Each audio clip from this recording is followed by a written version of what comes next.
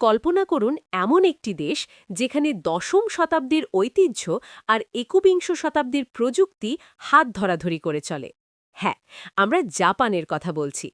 বর্তমান বিশ্ব জাপানিদের জীবনযাত্রাকে অনেক বেশি আধুনিক বা ওয়েস্টার্নাইজড মনে করলেও তারা আজও তাদের হাজার বছরের পুরনো সাংস্কৃতিক ঐতিহ্যকে সগৌরবে টিকিয়ে রেখেছে। আজও সেখানে গুরুত্বের সাথে পালিত হয় টি সেরেমনি বা চা চক্র, পড়া হয় ঐতিহ্যবাহী কিমোনো এবং চর্চা করা হয় তাদের নিজস্ব প্রাচীন শিল্পকলা। জাপানি সংস্কৃতির মূলে রয়েছে ভদ্রতা ও বিনয়। তারা একে অপরের প্রতি সম্মান প্রদর্শনের জন্য দীর্ঘ সময় ধরে মাথা ঝুঁকিয়ে বা কুর্নিশ করে অভিবাদন জানায়। একটি মজার বিষয় কি জানেন? মাথা যত বেশি নিচু করা হয় সেটি তত বেশি গভীর সম্মান প্রদর্শন করে। এটি কেবল একটি ভঙ্গি নয়, বরং তাদের চারিত্রিক দৃঢ়তার পরিচয়। জাপানিরা উৎসবপ্রিয় জাতি।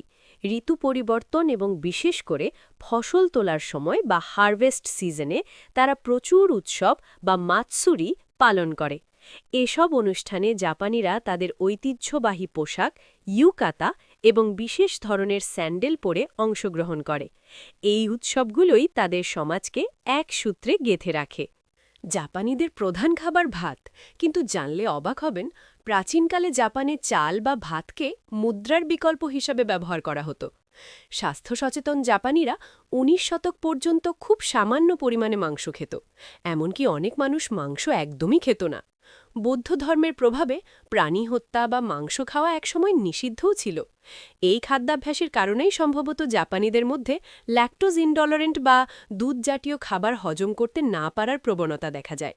আর আজকের জনপ্রিয় সুশি, এটি কিন্তু ১৮০০ শতকের দিকে এটি কোনো দামি খাবার ছিল না, বরং শ্রমিকদের কাছে এটি ছিল খুব জনপ্রিয় একটি ফাস্ট ফুড। একটি গভীর কুর্নিশ থেকে শুরু করে সুশির ইতিহাস। জাপানের প্রতিটি পরতে লুকিয়ে আছে তাদের নিজস্বতা।